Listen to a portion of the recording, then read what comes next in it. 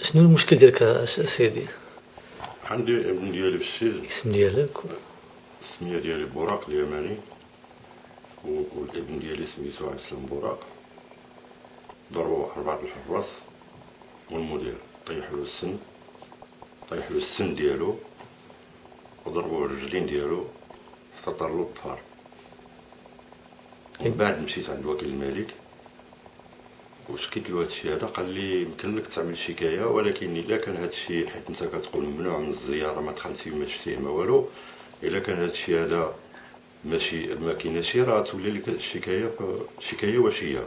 قلت له انا كنتحمل المسؤوليه وعملت شكايه. من بعد ملي عملت شكايه، دابا الابن ديالك معتقل في السجن ديال العريش. معتقل في السجن ديال العريش. وشحال حاكمين عليه؟ حكمنا عليه ب5 سنين الحبس. نعم. وقلتي بان دابا الحراس والمدير ديال السجن اعتدوا عليه بالضرب.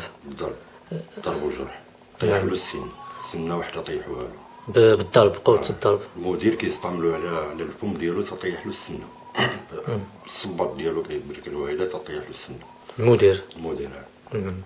ومن بعد ملي مشيت عملت شكايه عند وكيل الملك، قال لي راه كتحمل المسؤوليه الا ما كانش هادشي هذا صحيح. قلت له انا كنتحمل المسؤوليه، عملت شكايه ورسل الشرطه القضائيه، مشات للسجن وشافت داكشي هذاك ولقات داكشي اللي كنقول انا صحيح، وكتبوا له المحضر وعيطوا لي انا وسمعوا لي، كتبوا لي المحضر. من بعد استدعاو 4 الحراس صنتوا لهم حتى هما، والمدير امتنع تحرير الشكايه. امتنع المدير؟ لحد الان هو امتنع. مشات طلعت الشكايه لعند الوكيل الملك. ملي طلعت الشكايه لعند وكيل الملك، طلعت لعندهم واحد الاسبوع، قالوا لي ودي راه الدراسه. ملي داز داك الاسبوع فاجئوني تحفيظ الميلاد، السيد طايحه له السنه ديالو، والوكيل الملك يقول لك ما عدم الاثبات، وهو عنده شهود داخل السجن وخارج السجن. الناس اللي كانوا معتقلين معاه وخرجوا من الحبس هما حاليا دابا كيقول لك حنا نشهدوا داكشي اللي شفنا، نشهدوا. نعم.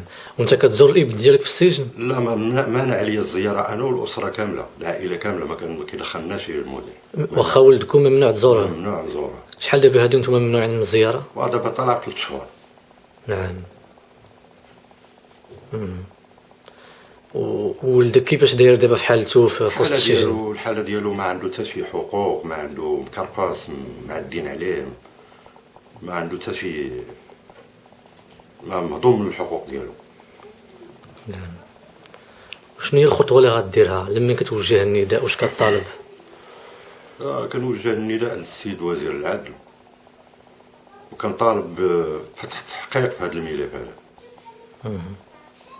كان الوكيل الملك يقول لك عدم الاثبات، والسيد طايحه له السنه ديالو، والسنه كأن اصبح عنده عاهه مستديمه، وهو كيقول لك عدم الاثبات، وانا عندي شهود داخل السجن وخارج السجن. بدي تقول شي كلام اخر ولا؟ ما بقى ما